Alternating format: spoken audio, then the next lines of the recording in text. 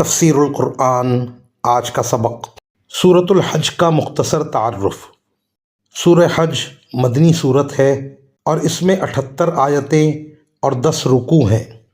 اس صورت کا کچھ حصہ مدنی ہے اور کچھ مکی۔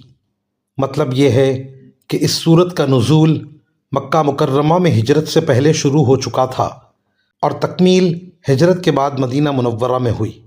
اسی صورت میں یہ بتایا گیا ہے کہ حج کی عبادت حضرت ابراہیم علیہ السلام کے زمانے میں کس طرح شروع ہوئی اور اس کے بنیادی ارکان کیا ہیں۔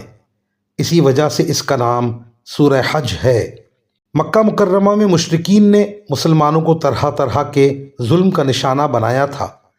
وہاں مسلمانوں کو صبر کی تلقین کی جاتی تھی، لیکن مدینہ منورہ آنے کے بعد اسی صورت میں پہلی بار مسلمانوں کو کفار کے ظلم و ستم کے مقابلے میں جہاد کی اجازت دی گئی اور فرمایا گیا کہ جن کافروں نے مسلمانوں پر ظلم کر کے انہیں اپنا وطن اور گھر بار چھوڑنے پر مجبور کیا ہے، اب مسلمان ان کے خلاف تلوار اٹھا سکتے ہیں۔